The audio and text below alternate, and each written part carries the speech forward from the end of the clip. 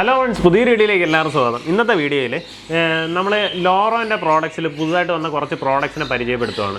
അപ്പം നമുക്ക് ലോറോയുടെ പ്രോഡക്ട്സിൽ മെയിനായിട്ട് നമ്മൾ നേരത്തെ പരിചയപ്പെടുത്തിയിട്ടുള്ളത് ഇങ്ങനെയുള്ള 3 പാക്കിംഗ് ആണ്. അതായത് കാൽഷ്യോ അല്ലെങ്കിൽ ലോറോ കാൽഷ്യത്തിൻ്റെ ഒരു സപ്ലിമെൻറ്റ് വരുന്നുണ്ട്, അങ്ങനെ കാൽഷ്യോ എന്നാണ് പറയുക. അപ്പോൾ അത് വന്നിട്ട് 400 ഗ്രാമിൻ്റെ പാക്കിങ്.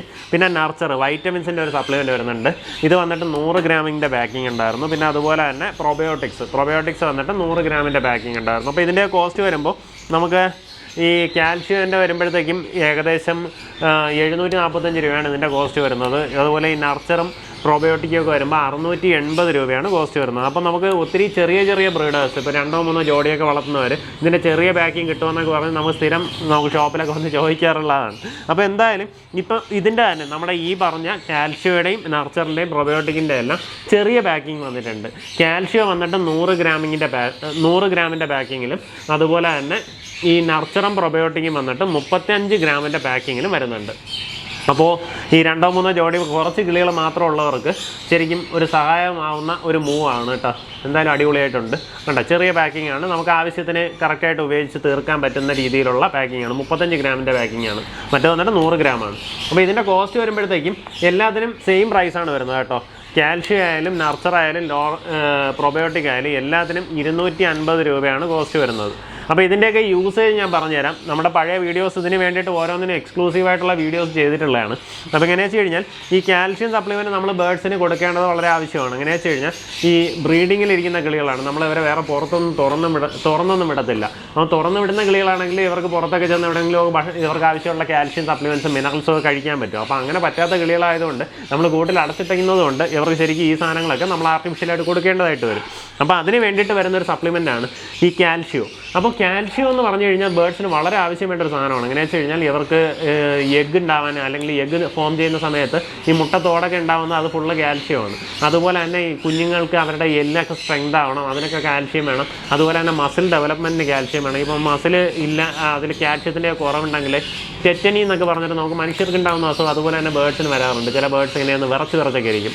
അപ്പോൾ അതിന് ഇത് കാൽഷ്യം ഡെഫിഷ്യൻസി കാരണം ഉണ്ടാകുന്ന ടെറ്റനി എന്ന് പറഞ്ഞിട്ടൊരു അസുഖമാണ്. അപ്പോൾ അങ്ങനെയുള്ള അസുഖങ്ങളൊക്കെ ഉണ്ടാവാണ്ടിരിക്കാൻ നമുക്ക് വളരെയേറെ ഗുണം ചെയ്യുന്നൊരു സാധനമാണ് ഈ കാൽഷ്യം സപ്ലിമെൻറ്റ്. ഇപ്പം ഞാൻ തന്നെ നമ്മൾ പല വീഡിയോസിലും ചെയ്തിട്ടുണ്ടായിരുന്നു. ഈ എഗ് ബൈൻഡിങ് ഉള്ള കിളിയൊക്കെ നമുക്ക് ക്ലിയർ ചെയ്തെടുക്കാനൊക്കെ ഈ കാൽഷ്യം വന്നിട്ട് വെള്ളത്തിലോ ഹാൻഡ് ഫീഡിങ് ഫോർമുലയോ കലക്കി ക്രോപ്പ് ഫീഡ് ചെയ്ത് കഴിഞ്ഞാൽ ആ മുട്ട പുറത്ത് വരുന്നതായിട്ടൊക്കെ കണ്ടിട്ടുണ്ടെന്നൊക്കെ പറഞ്ഞ് ഞാൻ വീഡിയോ തന്നെ ചെയ്തിട്ടുണ്ട്. എങ്ങനെയാ വെച്ച് കഴിഞ്ഞാൽ ഈ മുട്ടത്തോട് കട്ടിയില്ലാണ്ടാകുമ്പോഴേ, അതായത് പഞ്ഞിമുട്ട ഇരിക്കുമ്പോഴാണ് ഈ മുട്ട പുറത്ത് വരാനുള്ള ഒരു കഴിവില്ലാണ്ട് മുട്ട അകത്തങ്ങ് തങ്ങിപ്പോവും. അങ്ങനെയുള്ള കണ്ടീഷനാണ് നമ്മൾ എഗ് ബൈൻഡിങ് എന്ന് പറയുക. അപ്പോൾ ഈ കണ്ടീഷനിൽ 2-3 ദിവസം ഇരുന്ന് കഴിഞ്ഞാൽ പിന്നെ കിളി ഫുഡൊന്നും എടുക്കാണ്ട് ലാസ്റ്റ് അത് അവിടെ ഇരുന്നങ്ങ് ചത്തുപോകും. അപ്പോൾ അത് നമ്മൾ ചിലപ്പോൾ ഞെക്കി എടുക്കുമ്പോഴത്തേക്ക് ഈ മുട്ട അകത്തിരുന്ന് പൊട്ടിപ്പോകാനും ചാൻസ് ഉണ്ട്. അപ്പോൾ അങ്ങനെയുള്ള കേസിൽ ഇതുപോലെ കാൽഷ്യം സപ്ലിമെൻറ്റ് നമ്മൾ ആർട്ടിഫിഷ്യലായിട്ട് ഉള്ളിലേക്ക് കൊടുത്തു കഴിഞ്ഞാൽ ഈ മുട്ട കട്ടി വെച്ച് പുറത്തേക്ക് വരാനുള്ള സാധ്യതയുണ്ട്. അപ്പോൾ ആ രീതിയിൽ നമുക്ക് ചെയ്യാൻ സാധിക്കും. അതുപോലെ തന്നെയാണ് ഈ നർച്ചർ എന്ന് പറഞ്ഞാൽ വൈറ്റമിൻ സപ്ലിമെൻ്റ് ആണ്. നമുക്ക് ബേഡ്സിന് വേറെ നമുക്ക് പുറത്തുനിന്നുള്ള വൈറ്റമിൻസ് ഒന്നും കിട്ടിയില്ല എന്നുണ്ടെങ്കിൽ അതിനെ ഒന്ന് സപ്ലിമെൻറ്റ് ചെയ്യാൻ. ഇതെല്ലാം ഒരു ഫുഡ് ഐറ്റം അല്ല കേട്ടോ. പല ആൾക്കാരും ഇത് മാത്രം കൊടുത്താൽ വേറെ ഒന്നും കൊടുക്കണ്ട, ഈ ഒരു ചിന്തയിലൊക്കെ ചെയ്യാറുണ്ട്. അങ്ങനെയൊക്കെ ചെയ്യാൻ പാടില്ല. ഇതൊക്കെ സപ്ലിമെൻറ്റ്സ് ആയിട്ട് നമ്മൾ നോർമലി കൊടുക്കുന്ന ഫുഡിനോടൊപ്പം തന്നെ സപ്ലിമെൻറ്റ്സ് ആയിട്ട് ഈ സാധനങ്ങളെ കൊടുക്കാൻ ശ്രമിക്കാം. ഇപ്പോൾ ഇതിൻ്റെയൊക്കെ യൂസേജ് നോർമലി കാൽഷ്യം ആണെങ്കിൽ നമുക്ക് 250 ml വെള്ളത്തിൽ 8 ഗ്രാം എന്നുള്ള കണക്കാണ് നമ്മൾ കലക്കേണ്ടത്. കലക്കി നമ്മൾ കുടിക്കാൻ വെച്ച് കൊടുക്കുക. കഴിയുന്നത് ഇങ്ങനെയുള്ള സാധനങ്ങൾ കുടിക്കാൻ വെച്ച് കൊടുത്തിട്ട് നമ്മളൊരു 6 മുതൽ 7 മണിക്കൂറൊക്കെ ആകുമ്പോൾ ആ വെള്ളം അതിൽ നിന്ന് എടുത്ത് മാറ്റാൻ ശ്രമിക്കുക. അതുപോലെ ഈ നർച്ചറാണെങ്കിൽ നമുക്ക് 250 ml വെള്ളത്തിൽ 1 ഗ്രാം എന്നുള്ള കണക്കാണ് നമ്മൾ മിക്സ് ചെയ്യേണ്ടത്. നർച്ചറാകുമ്പോഴത്തേക്ക് 250 ml വെള്ളത്തിൽ 1 ഗ്രാം എന്നുള്ള കണക്കാണ് മിക്സ് ചെയ്യേണ്ടത്. അതുപോലെ തന്നെ നിങ്ങളിപ്പോൾ ഇത് സോഫ്റ്റ് ഫുഡിലാണ് കൊടുക്കുന്നതെങ്കിൽ 100 ഗ്രാം സോഫ്റ്റ് ഫുഡിൽ 1 ഗ്രാം എന്നുള്ള കണക്ക് നർച്ചർ അതിൻ്റെ മേളിലൂടെ വെതറി ഒന്ന് കുഴച്ചെടുത്താൽ മതി. ഇപ്പോൾ അതുപോലെ കാൽഷ്യം ആണെങ്കിൽ നമുക്കൊരു ഇതുപോലെ തന്നെ 100 ഗ്രാം ഫുഡിൽ 8 ഗ്രാം എന്നുള്ള കണക്ക് അതിൻ്റെ മേളിൽ ഒന്ന് വെതറിയതിന് ശേഷം ഫുള്ളായിട്ട് ഒന്ന് മിക്സ് ചെയ്തെടുക്കുക. ഇപ്പോൾ നിങ്ങളുടെ സോഫ്റ്റ് ഫുഡ് എന്ന് പറഞ്ഞു കഴിഞ്ഞാൽ നമ്മൾ ഈ പയറൊക്കെ കുതിർത്ത് വെച്ച് കൊടുക്കുന്നില്ല, അതൊക്കെ സോഫ്റ്റ് ഫുഡാണ്. അതൊക്കെ നമ്മൾ ചിലർ മിക്സിയിലൊക്കെ അടിച്ചിട്ട് ഒരു പേസ്റ്റ് കണക്കൊക്കെ ആയി കൊടുക്കാറുണ്ട്. അപ്പോൾ അതിനകത്തൊക്കെ ഈ സാധനങ്ങൾ ചേർക്കാവുന്നതാണ് കേട്ടോ. പിന്നെ അതുപോലെ തന്നെയാണ് ഈ പ്രോബയോട്ടിക്സ് എന്ന് പറഞ്ഞു കഴിഞ്ഞാൽ ഇതിനകത്തുള്ളത് ലൈവായിട്ടുള്ള മൈക്രോ ഓർഗാനിസംസ് ആണ്, ചില ടൈപ്പ് ബാക്ടീരിയാസ് ആണ്. അപ്പോൾ ഈ ചില ബാക്ടീരിയാസ് നമ്മുടെയൊക്കെ ഉള്ളിലും അതുപോലെ തന്നെ ബേഡ്സിൻ്റെ ഉള്ളിലൊക്കെ ഉണ്ട്. ഇതെന്തിനെന്ന് പറഞ്ഞു കഴിഞ്ഞാൽ അവരുടെ ദഹനത്തിന് വളരെയേറെ ഹെൽപ്പ് ചെയ്യുന്ന സാധനമാണ്, അവർക്ക് ഇമ്മ്യൂണിറ്റി തരുന്ന സാധനമാണ് ഈ പ്രൊബയോട്ടിക്സ് എന്ന് പറയുക. അപ്പോൾ ഈ പ്രൊബയോട്ടിക്സ് ബേഡ്സിൽ നിന്ന് പല രീതിയിലൊക്കെ ചിലപ്പോൾ ഇത് മിസ്സാവാറുണ്ട്, അല്ലെങ്കിൽ നശിച്ചു പോകാറുണ്ട്. അപ്പോൾ മിക്കവാറും മെയിനായിട്ട് നമ്മൾ ഏതെങ്കിലും രീതിയിലുള്ള മെഡിക്കേഷൻ കൊടുക്കുമ്പോഴോ അല്ലെങ്കിൽ ഡീവോം ചെയ്യുമ്പോഴോ ഈ സമയത്തൊക്കെ ഈ പ്രൊബയോട്ടിക്സ് ഒക്കെ ഇല്ലാണ്ടായി പോകും. അപ്പോൾ അങ്ങനെ വരുമ്പോഴത്തേക്കും ബേഡ്സ് വീക്കാവും, സ്ട്രെസ് കണ്ടീഷനിലേക്ക് പോകാറുണ്ട്. അപ്പോൾ അങ്ങനെ പോകാണ്ടിരിക്കാനാണ് നമ്മൾ മെയിനായിട്ട് ഈ പ്രൊബയോട്ടിക്സ് കൊടുക്കുന്നത്. അപ്പോൾ ഇത് നിങ്ങൾ ഡീവോം ചെയ്യുമ്പോഴോ അല്ലെങ്കിൽ മെഡിക്കേഷൻ ചെയ്യുമ്പോഴോ നിർബന്ധമായിട്ടും പ്രൊബയോട്ടിക്സ് കൊടുക്കേണ്ടതാണ്. അല്ലാത്തപ്പോഴത്തേക്കും നമ്മൾ ആഴ്ചയിൽ ഒരു ദിവസമൊക്കെ ഈ പ്രൊബയോട്ടിക്സ് കൊടുത്താൽ വളരെ നല്ലതാണ്. അപ്പോൾ ഈ പ്രൊബയോട്ടിക്സിൻ്റെ യൂസേജ് 1 ലിറ്റർ വെള്ളത്തിൽ 1 ഗ്രാം എന്നുള്ള കണക്ക് മിക്സ് ചെയ്ത് നമ്മൾ കുടിക്കാൻ വെള്ളത്തിൽ വെച്ച് കൊടുത്താൽ മതി. ആഴ്ചയിൽ ഒരു ദിവസമൊക്കെ നമുക്കിത് കൊടുക്കാൻ സാധിക്കും. അപ്പോൾ ഈ 3 സാധനവും, അപ്പോൾ ഇതിൻ്റെ എല്ലാത്തിൻ്റെയും ചെറിയ പാക്കിങ് ഇപ്പോൾ ഉണ്ട്. പക്ഷേ ചെറിയ പാക്കിങ്ങിന് വരുമ്പോൾ നമുക്ക് കോസ്റ്റ് വൈസ് കുറവാണ്. ഒരു പാക്കിന് 250 രൂപയെ കോസ്റ്റ് വരത്തുള്ളൂ.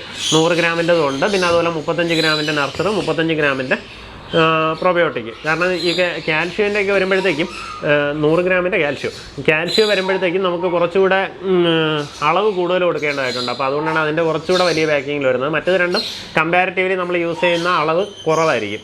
അപ്പോൾ ഇത് പിന്നെ നമ്മൾ യൂസ് ചെയ്യുമ്പോഴത്തേക്കും നിങ്ങൾ 250 ml വെള്ളത്തിൽ 8 ഗ്രാമോ അല്ലെങ്കിൽ 10 ഗ്രാമോ കലക്കിയതിന് ശേഷം അത് ഫുള്ള് ഒരു കിളിക്കാൻ വെച്ച് കൊടുക്കണം. അതിനെ ഒരു 5 ആയിട്ട് ഡിവൈഡ് ചെയ്ത് 5 കൂട്ടലായിട്ട് വയ്ക്കുക. അത് ബൗളിൽ വയ്ക്കാം, അല്ലെന്നുണ്ടെങ്കിൽ ഡ്രിങ്കർ യൂസ് ചെയ്ത് കഴിഞ്ഞാൽ നമുക്ക് ഈ മെഡിക്കേഷനൊക്കെ കുറച്ചുകൂടെ സേവ് ചെയ്യാൻ പറ്റും. നമുക്ക് കൂടുതൽ അളവിൽ യൂസേജ് പോകത്തില്ല. അപ്പം നമുക്ക് അത് സേവ് ചെയ്യാൻ വേണ്ടിയിട്ട് ഇങ്ങനെയുള്ള ടെക്നിക്സൊക്കെ യൂസ് ചെയ്യാം. അപ്പോൾ ഇനി അടുത്ത് ഞാൻ പരിചയപ്പെടുത്തുന്നത് ഇതേ സാധനങ്ങൾ നമ്മുടെ ലോറീസിനൊക്കെ ചോദിക്കുമ്പോഴത്തേക്കും ലോറിക്കീറ്റ് ഇങ്ങനെയുള്ളവർക്ക് വേണ്ടിയിട്ട് വന്ന പ്രോഡക്റ്റാണ്. ഇതേ സാധനം തന്നെയാണ്, കാൽഷ്യോ, നർച്ചർ, വൈറ്റമിൻസ്, പ്രൊബയോട്ടിക്സ്. ഇതിൻ്റെ തന്നെ ഈ ചെറിയ പാക്കിങ്ങിൽ വന്നിട്ടുണ്ട്. അത് ലോറിക്കീറ്റ്സിന് യൂസ് ചെയ്യാൻ വേണ്ടിയിട്ട് ഈ ഒരു സ്പെഷ്യൽ പാക്കിങ്ങിൽ വന്നിട്ടുണ്ട്. കണ്ടോ,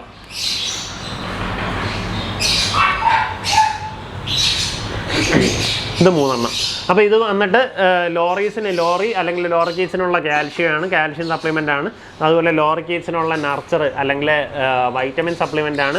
ലോറിക്കീറ്റ്സിനുള്ള പ്രൊബയോട്ടിക്സ് ആണ്. അപ്പോൾ ഇതിൻ്റെയും കോസ്റ്റ് വന്നിട്ട് ഒരു പാക്കിങ്ങിന് 250 രൂപ കോസ്റ്റ് വരത്തുള്ളൂ. ഇനി അതുപോലെ റെപ്റ്റൈൽസ് ചെയ്യുന്നവർ, അതുപോലെ തന്നെ ഇൻസെക്ട്സ്, മെയിനായിട്ട് നമ്മുടെ ഡിഫറെൻറ്റ് ടൈപ്സ് ഇൻസെക്ട്സിനെയൊക്കെ ഇങ്ങനെ നമ്മൾ വളർത്തുന്നവരുണ്ട്, എക്സോട്ടിക് പെറ്റ്സിനെയൊക്കെ. അതിൽ റെപ്റ്റൈൽസൊക്കെ ഒത്തിരി ചെയ്യുന്നവരുണ്ട്. അപ്പോൾ അതുപോലെ ഇഗ്വാനസ് ആയാലും ഇങ്ങനെയുള്ളവർക്കൊക്കെ കൊടുക്കാൻ പറ്റുന്ന സപ്ലിമെൻ്റാണ് ഈ കാണുന്നത്. ഇത് വന്നിട്ട് സെയിം തന്നെയാണ്, പക്ഷേ ഇതിൻ്റെയൊക്കെ യൂസേജ് വന്നിട്ട് ഇതിൻ്റെ പുറത്ത് തന്നെ എഴുതിയിട്ടുണ്ട് കേട്ടോ. വാങ്ങുന്നവർ ആ യൂസേജ് ഒന്ന് നോക്കുക. എന്നാലും ഞാൻ പറഞ്ഞുതരാം. ഇപ്പം നമ്മൾ റെപ്റ്റൈൽസിനൊക്കെ കൊടുക്കുമ്പോഴത്തേക്കും മോസ്റ്റ്ലി നമ്മുടെ ഡ്രൈ ഫുഡാണ് കൊടുക്കുക. അപ്പോൾ അങ്ങനെയുള്ള ഡ്രൈ ഫുഡിന് ഇപ്പോൾ കാർണിവോറസ് ആണെങ്കിൽ, അതായത് ഇപ്പം നമ്മുടെ ഈ പാമ്പ് പോലുള്ള സാധനങ്ങളില്ല, അപ്പോൾ അങ്ങനെയുള്ളതൊക്കെ ആണെങ്കിൽ, അല്ലെങ്കിൽ വേറെ ജീവികളെ ഭക്ഷിക്കുന്ന ജീവികളാണെങ്കിൽ അവർക്ക് വരുമ്പോഴത്തേക്കും നമുക്ക് 10 ഗ്രാം ഫുഡിൻ്റെ മേളിൽ 1 ഗ്രാം എന്നുള്ള കണക്ക് അതിൻ്റെ മേളിലൊന്ന് വിതറി കൊടുക്കാം, കാൽഷ്യം ആണെങ്കിൽ. അപ്പോൾ അതുപോലെ തന്നെ ഹെർബിയോറസ് ആണെങ്കിൽ 250 ഗ്രാം ഫുഡിൻ്റെ മേളിൽ 1 ഗ്രാം എന്നുള്ള കണക്ക് നമ്മളൊന്ന് വിതറി കൊടുക്കുക. നമ്മൾ ഇഗ്വാനസ് ഒക്കെ ആണെങ്കിൽ ഹെർബിയോറസ് ആണ്, അവരെ കണ്ടാൽ ഒരു വലിയ ഭീമൻ ലുക്കൊക്കെ ഉണ്ടെങ്കിലും അവർ ശരിക്കും പ്ലാന്റ്സ് മാത്രം ഭക്ഷിക്കുന്ന ജീവികളാണ്. അപ്പോൾ അവർക്കൊക്കെ വരുമ്പോഴത്തേക്കും 250 ഗ്രാം ഫുഡിൻ്റെ മേളിൽ 1 ഗ്രാം എന്നുള്ള കണക്ക് കാൽഷ്യം വിതറി കൊടുത്താൽ മതിയാവും. അതുപോലെ തന്നെയാണ് അവർക്ക് നർച്ചറും വരുന്നുണ്ട്, പ്രൊബയോട്ടിക്സും വരുന്നുണ്ട്. അപ്പോൾ ഈ നർച്ചർ വന്നിട്ട് അവർക്ക് യൂസേജ് വരുമ്പോഴത്തേക്കും കാർണിവോറസ് ആണെങ്കിൽ 20 ഗ്രാം ഫുഡിൻ്റെ മേളിൽ നമുക്ക് 1 ഗ്രാം എന്നുള്ള കണക്ക് ഇങ്ങനെ വിതറി കൊടുക്കുക. അതുപോലെ തന്നെ ഹെർബിയോറസ് ആണെങ്കിൽ 250 ഗ്രാമിൻ്റെ മേളിൽ 1 ഗ്രാം. അതുപോലെ തന്നെയാണ് സെയിം യൂസേജ് തന്നെയാണ് ഇതിലും വരുന്നത്, നമ്മുടെ പ്രൊബയോട്ടിക്സിലും വരുന്നത്. അപ്പോൾ ഈ ചില കേസുകളിൽ നമ്മുടെ ഇഗ്വാനാസിനൊക്കെ കാൽഷ്യം ഡെഫിഷ്യൻസി അല്ലെങ്കിൽ ഇതുപോലുള്ള ഡെഫിഷ്യൻസി കാരണം അവരുടെ എല്ല് വളഞ്ഞു പോകാറുണ്ട്. ചിലയിടത്ത് നിങ്ങൾ കണ്ടിട്ടുണ്ടാവും. അതിൻ്റെ ഈ മുതുകല്ല് അല്ലെങ്കിൽ നട്ടല് വന്നിട്ട് ഇങ്ങനെ ഒടിഞ്ഞ് മേളിലോട്ട് പൊങ്ങിയിരിക്കും പോലെ ഇങ്ങനെയുള്ള കൂനുകളൊക്കെ ചില ഇഗ്വാനാസിന് കാണാറുണ്ട്. അപ്പോൾ അതിനെന്ന് പറഞ്ഞു കഴിഞ്ഞാൽ ശരിക്കും ഇങ്ങനെയുള്ള ഡെഫിഷ്യൻസീസ് കാരണമാണ് ഇതുപോലുള്ള ഈ കൂനൊക്കെ വരുന്നത്. ചിലതിൻ്റെ വാല് വന്നിട്ട് പൊട്ടിപ്പോകും. അതുപോലെ തന്നെ വാല് വന്നിട്ട് ഒരു സിക്സാക് ഷേപ്പിലൊക്കെ ഇങ്ങനെ ഒടിഞ്ഞ് തൂങ്ങിയതുപോലെ കിടക്കും, അതായത് ഒടിഞ്ഞ ഷേപ്പിലൊക്കെ വാല് കാണാറുണ്ട്.